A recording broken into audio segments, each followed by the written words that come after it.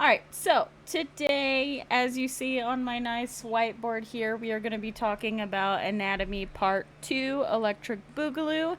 This was voted on, usually for the subject matters for these classes. I will have you guys vote. I'll do like a poll when I'm planning my lesson plans and stuff like that, and I go by majority vote. And people wanted to go in details about bones and muscles, and I haven't thought about bones and muscles since high school. So I had to go through and I researched everything for you guys so that I can make it a lot more digestible. Which is a good reason why we're not using the drawing tablet, because I prepared everything beforehand. So I am now going to introduce you to our new friend, Steve. This is Steve. He's gonna be our friend for the day. Everyone say hello, Steve. He is a skeleton. I used a reference and I drew him myself so that we. I just thought it looked cooler. Steve looking cute. You guys are funny.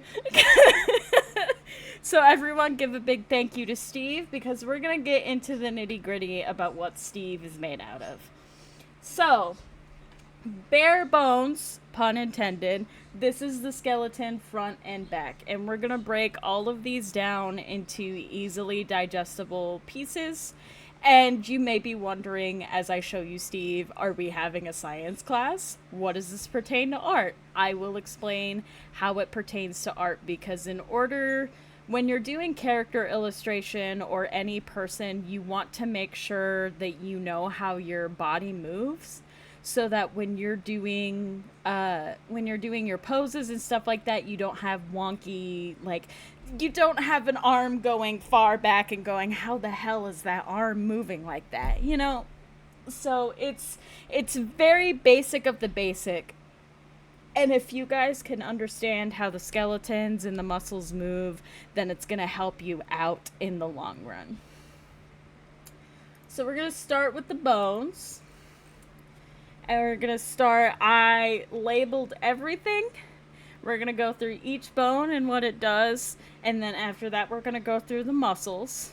But after everything, I'm going to give you guys chances to ask me questions and stuff like that. Because I overcomplicated it for myself so I could dumb it down for you guys. So many bones, so little time. Okay, so we're going to start with the easiest of the easy. We have the skull here. And on my notes, I actually went through and figured out what bone types each bone is, so that you guys can know that. You may not necessarily use that art-wise, but it's still something fun to know. And don't you want to know your own body, So the bone type of a skull is flat, because if you think about it, it's all just flat ridges. Granted, it's circle and it's round, but it's flat ridges. So this is where you're going to get all of your facial structure.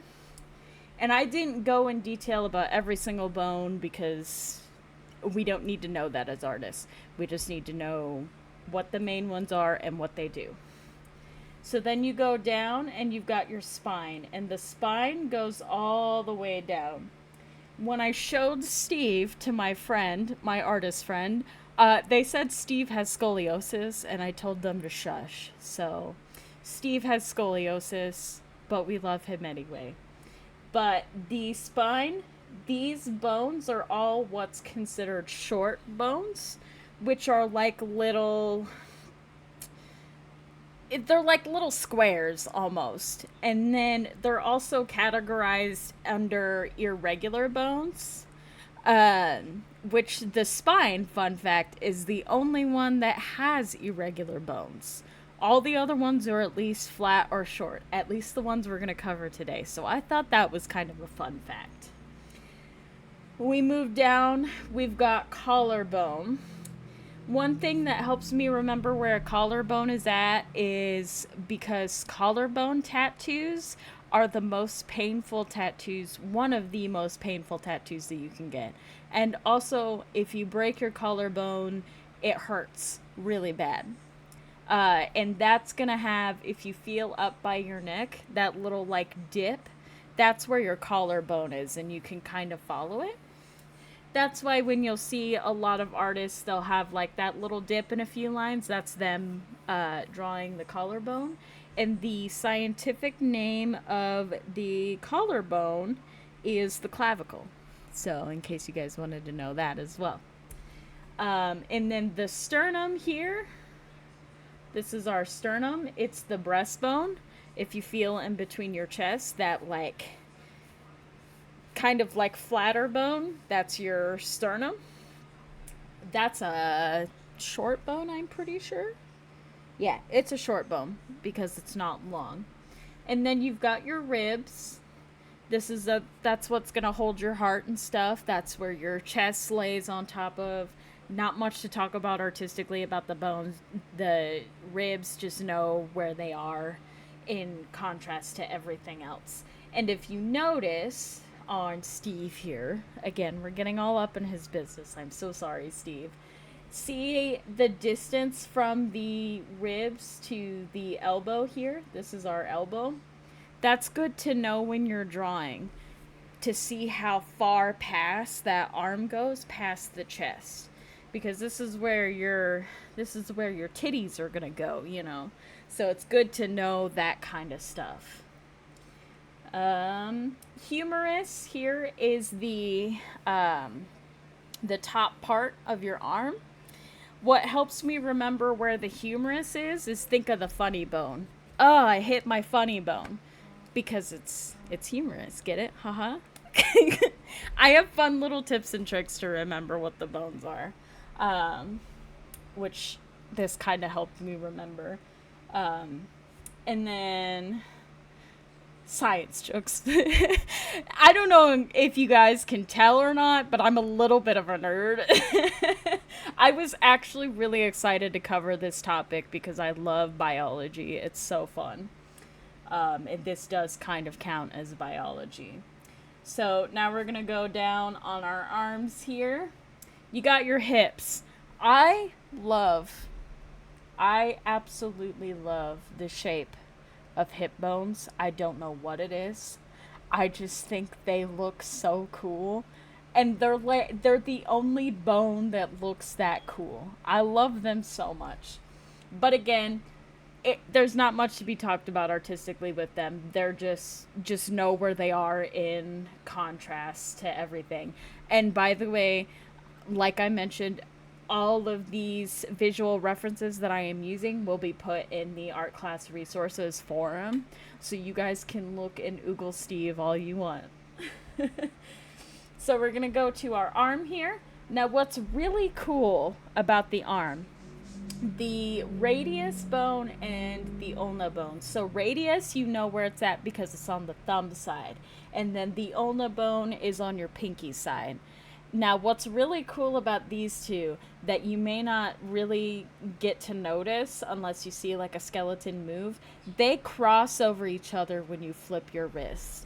And if you hold your wrist, you can feel them flipping over each other because the radius always stays on your thumb side, and then the ulna always stays on the pinky side.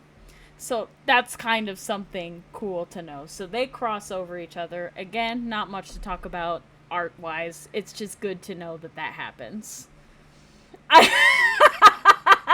So sorry, dreamers. So sorry. I think it's cool. But I'm also a healthcare worker, so maybe what I think is cool is probably not cool to you guys. And now hands are basically the same makeup as feet, but feet are just a little bit different. Hands have carpals, metacarpals, and phalanges. Carpals are the very first part of your wrist, right at your wrist, as you can see I put there. Metacarpals are like basically your knuckles and up by that area. And then phalanges, think of fingers and toes. That's your phalanges, fingers and toes.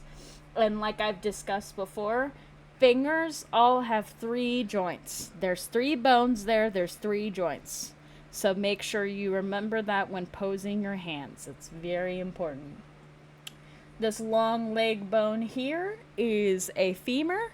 I always remember femur because my grandma broke her femur while she was trying to walk on the ice. So I always remember where the femur was because that was a disaster and a half. Patella is your kneecap. That's where your knee is. I know. I mean, it works to help me remember. So if it helps you guys remember, just think Moon's grandma. Patella is a kneecap. That has a lot to do with our muscles that we're going to talk about next. But that's your kneecap. And then tibia and fibula. Tibia and fibula is a lot like the radius and the ulna. The tibia is always on your big toe side, and the fibula is always on the tiny toe side, pinky toe side. I don't know if these cross. I don't think they do. So you're safe from that one, dreamer. But there's 2 bones on the lower end of your leg. And then the feet, instead of having carpals, they have tarsals, which it's kind of easy to remember because tarsals, toes, T and T. And then you have your metatarsals and then your phalanges, which are your toes, fingers and toes. Phalanges are probably your most important bones you want to think about when thinking about feet and hands. I don't think there's anything really on the back to talk about. Shoulder blade. Okay, shoulder blade. There's a feet shot for Pink. So shoulder blades don't move a whole lot, but it's good to know where they are because you will make markings because the shoulder blades do stick out. So if Steve had skin, you would see the shoulder blade sticking out. All right. Before we move on to muscles, do we have any questions about bones?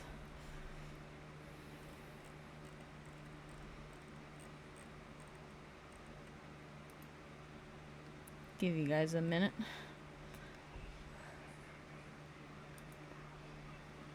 Nada.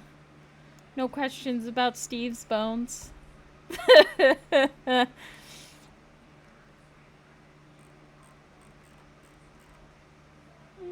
Okay.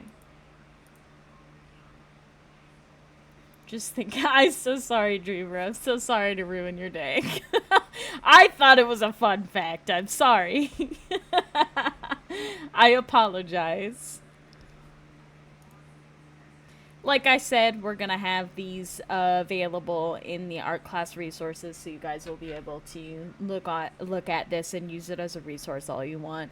Everything I put into art class resources is all for you guys to use. You don't have to ask me, just feel free to use it. It's for you guys, not for me. Though, this really helped me, I'm not going to lie to you. This was a really, really much needed study for me. So whoever recommended that first, shout out to you. Alright, I'm going to go ahead. You got no questions. Okay, I'm going to go ahead and we're going to move on to muscles. Alright, so here's Steve. He has a little bit more meat on his bones now. We're going to go in about these bones here. Now, what's really cool about this is I drew Steve, and then I went and, labeled all the bones, and then when I got to the muscles, I actually related the muscles to the bones by doing a lot of Googling. So I did this work for you guys. It's for you. To make things easier. Again, I overcomplicated things to make things easier for you. So we're going to start with our deltoid here. This is the muscle that mainly moves our shoulder blades. And these, I will say, I am in no way a anatomy expert. This is a very simplified version of muscles. I only picked the major muscle groups that you will need to know for art. Because I'm not a science teacher, I wanted to simplify it as much as possible. So this is in no way the amount of muscles that you have in your body. These are just the main muscles that you will need to know for being an artist. So let's say when you are stretching your arm out and you are moving your arm back and forth, that's that deltoid muscle working. That's also your pectoralis muscle also working. So the pectoralis muscle you see goes on your chest and a little bit of the breastbone, but not much. And it connects to that deltoid. A good way of thinking about pectoralis is, think about pecs. You know, where those are. Probably. Biceps are going to be the top of the arm here. So on this humerus here, that's your funny muscle right there. But another way to remember where that's at is those gym bros will say they're working out their biceps, So you're seeing them lift those weights on their arm. That's working out that upper arm there. Now, there aren't any muscles on the lower arm that you guys really need to know for being an artist. Just, the biceps, as long as you know. No, Steve is not a gym bro. Steve is not. So now we're going to go to rectus abdominis. So this is really easy to remember. Abdominis. Abdomen. Abs. And that's in the middle, right where your abs are going to be. Additionally, external oblique is your side muscles. That's your side muscles. So when you are tilting, to the side, you're using your rectus abdominis and your external oblique. So remember, those muscles, when you think of muscles, think of like a rubber band. They only stretch so far.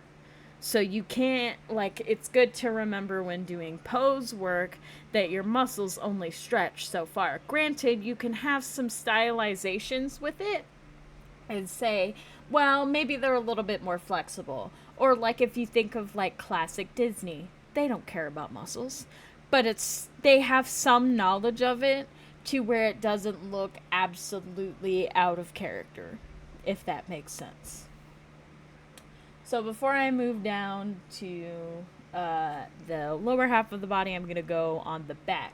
So you see we've got our deltoid here on the back because it encapsulates the shoulders and the shoulder blades. But also when you're using your shoulders and the back of your neck, you're using this muscle called the trapezius. I don't have a good way to remember that one. It just makes me think of trapezoid, and it kind of looks like a trapezoid, but not really. So maybe you could use that to help remember. But I don't think we need to know the muscles, the name of the muscles. It's just nice to know what they're called and what they do. The latissimus dorsi, I had to look up the pronunciation of that one because I didn't know how to even start with that one, and I didn't want to look like an idiot in my own class. But that's your main muscle that moves your back.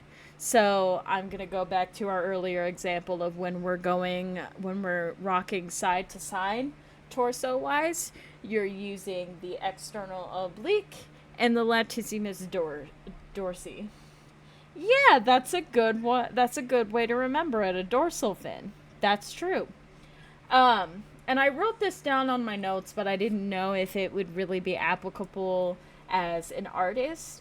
But a fun fact, the front of your body is called the anterior, and then the back of your body is called the posterior. And the way that I remember that is posterior makes me think of butt. And your butt's on the back of your body, so there's that. So trapezius, latissimus dorsi, and a little bit of external oblique is all on the posterior of your body. You will not usually see them on the front of your body unless there's something really wrong with your makeup there, buddy. This one's a fun one. Gluteus maximus. That's your butt. Yeah, that's your butt. And it goes from your hips to pretty much your femur here, and that's what makes up, the butt. You wanna know where that one is? of course. Now we're gonna move down to our last two muscles. We've got the quadriceps and the sartorius. Now, I will mention the quadriceps and the triceps are a group of four muscles that are, especially with the quadriceps, body wise, walking is a very complicated process that requires a lot of moving parts. So, the quadricep group is what's responsible for you being able to walk. And it's four separate muscles. And then the sartorius goes around the quadriceps and wraps around. And that is also it's part of the complicated cycle of walking. I didn't find it necessary to go into the four muscle groups, just as long as you know where they are and that there are four muscles included in that. And that it's useful for walking. So if you guys ever get into like animation and stuff, just remember that those muscles will be really nice to remember where they're at. And that, thanks to Steve, is basically an in detail look about the body. I tried my best to simplify it for you guys to where it's digestible and kept it to only like stuff that you would need to know as an artist. There are muscles everywhere, but you don't, like, as an artist, you don't typically need to know where they're at or what they do, especially if you at least have a base knowledge of the bones. For me personally, I think knowing where the bones are and how they work and operate is, your best thing to know.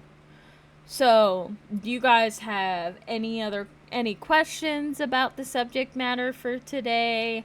Do you guys want me to go over anything?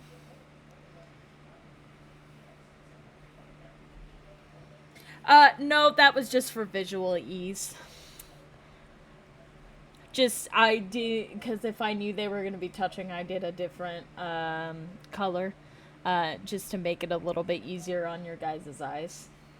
Again, I very, very heavily simplified everything for you guys. Steve was a good model. Everyone say thank you to Steve for being here for us. We love Steve in this house.